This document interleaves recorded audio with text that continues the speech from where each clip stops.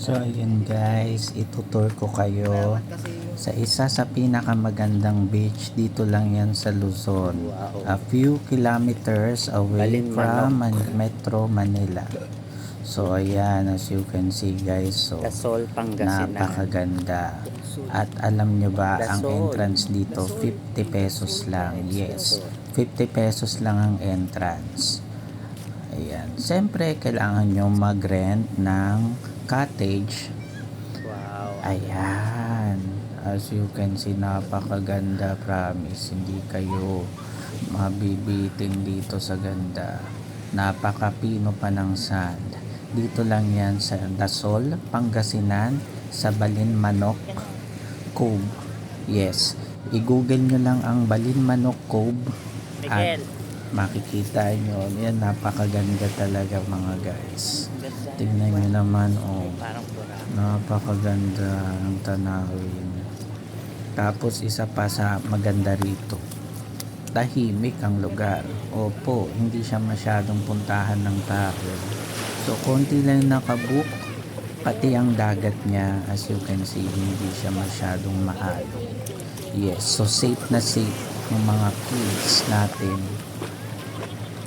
Ayan, safe na safe sila kasi hindi maalon, hindi masyadong malalim, napakalinis pa. Yes, well maintained ang beach.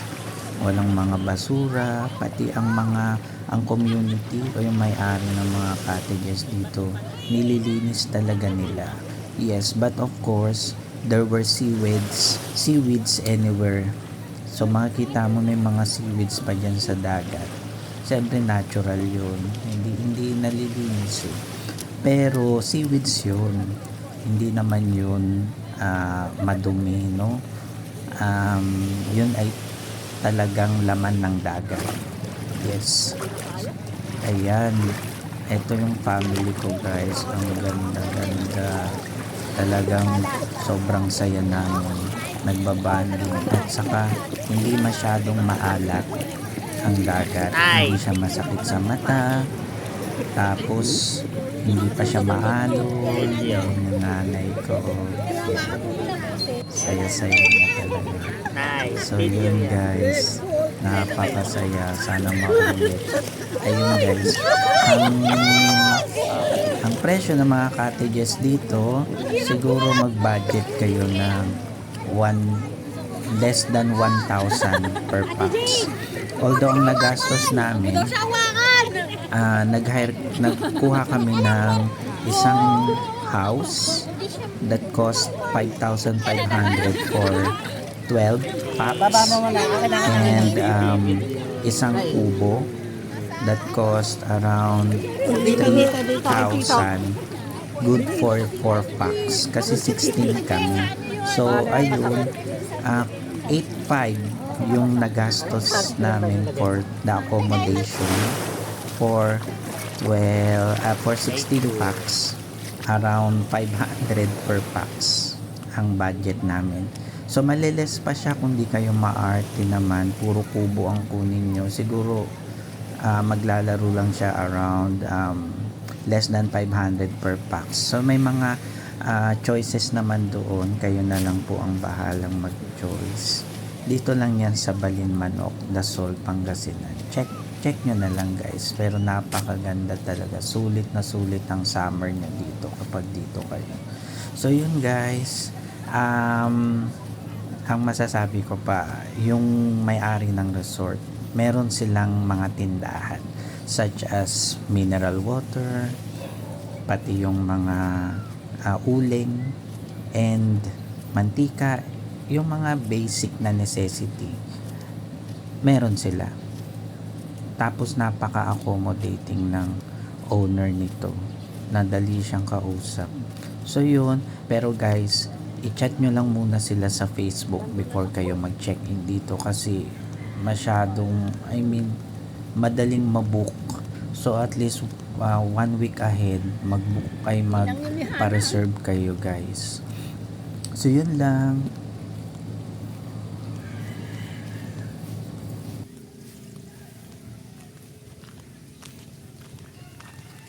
Galing yung dalawa, sabi niya. Ba't si Doc? Ano naman kay Doc? Hindi, maganda naman ang siguro yung mga anak niya. Sabi pang tao niya na. Ay, itong dalawa. Pati kami magkumari. Ay, kami tatlo pala.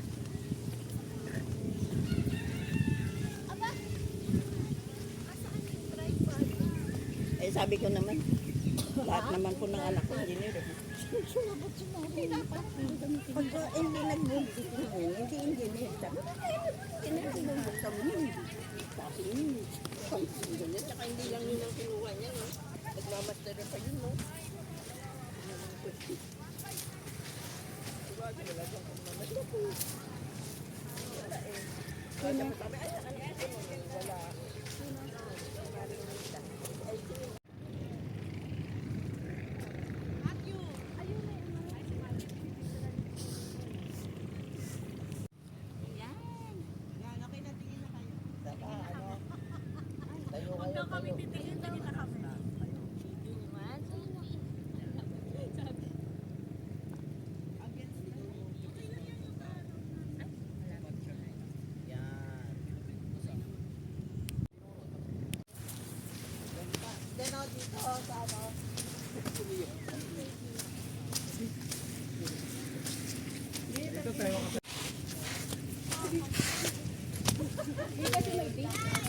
One is never. That's part.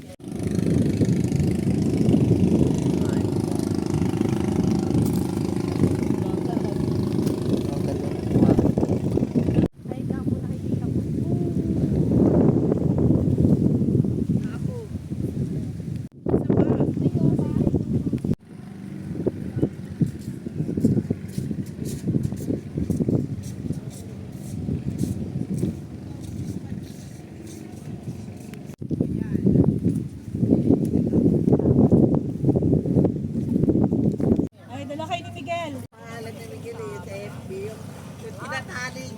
yung tinatali niya yung bagahe, tapos biglang natali yung sarili niya. Sarili.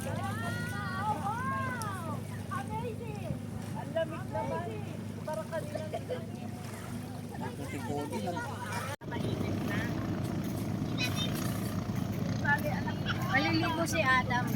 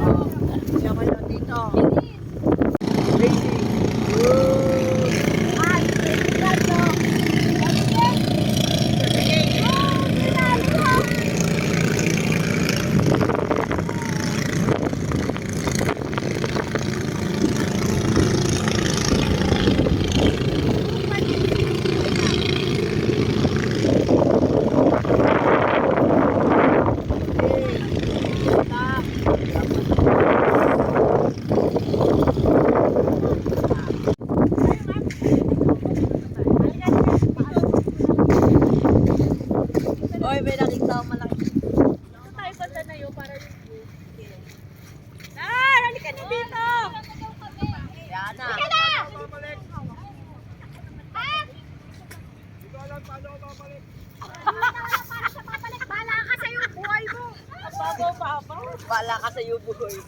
Nakita ko.